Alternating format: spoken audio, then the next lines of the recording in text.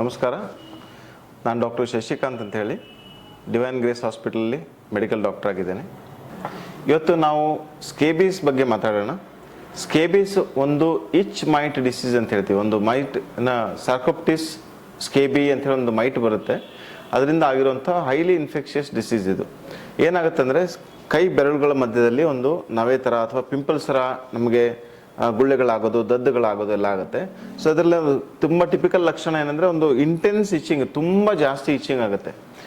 So ಇದು highly infectious ಸಾಂಕ್ರಾಮಿಕ ಆಗಿರೋದ್ರಿಂದ ಏನಾಗುತ್ತೆ ಅಂದರೆ ತುಂಬ ಬೇಗನೆ ಸ್ಪ್ರೆಡ್ ಆಗುತ್ತೆ.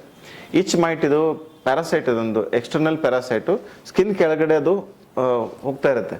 ಒಂದು ಅರ್ಧ ಗಂಟೆಯಿಂದ 1 ಗಂಟೆ ಒಳಗಡೆ ಅದು ಸ್ಕಿನ್ ಕೆಳಗಡೆ ಮೊಟ್ಟೆಗಳನ್ನು ಇಡೋಕ್ಕೆ ಕ್ರೀಪ್ ಮಾಡ್ತಾ ಇರುತ್ತೆ.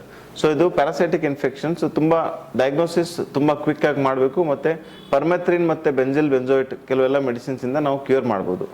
ಸೊ ಯಾರಿಗಾದರೂ ತುಂಬ ಇಂಟೆನ್ಸ್ ಇಚ್ಚಿಂಗ್ ಇದ್ದರೆ, ಪಿಂಪಲ್ಸ್ ಥರ ರ್ಯಾಷಸ್ ಇದ್ದರೆ, ಕೈಯಲ್ಲೋ ಮೊಳಕೈಯಲ್ಲೋ ಮೊಳಕಾಲಲ್ಲೋ ಅಥವಾ ಬೆನ್ನಲ್ಲೋ ಯಾವುದೇ ದೇಹದ ಭಾಗದಲ್ಲಿದ್ದರೆ ಪಿಂಪಲ್ಸ್ ಥರ ಇರುತ್ತೆ. ಒಂದು ಟಿಪಿಕಲ್ ಫೀಚರು. ಎರಡನೇದು ತುಂಬ ಇಂಟೆನ್ಸ್ ಇಚ್ಚಿಂಗ್ ಇರುತ್ತೆ. ಮೂರನೇದು ಗೆರೆಗಳಿರುತ್ತೆ. ಸೊ ಆ ಇಚ್ ಮೈಟ್ ಸ್ಕಿನ್ ಕೆಳಗಡೆ ಹೋಗ್ತಾ ಇರೋದ್ರಿಂದ ಒಂದು ಇಚಿಂಗ್ ಮಾಡೋದ್ರಿಂದ ಗೆರೆಗಳು ಫಾರ್ಮ್ ಆಗುತ್ತೆ. ಇವು ತುಂಬ ಟಿಪಿಕಲ್ ಫೀಚರ್ಸ್ ಆಫ್ ಸ್ಕೇಬೀಸ್.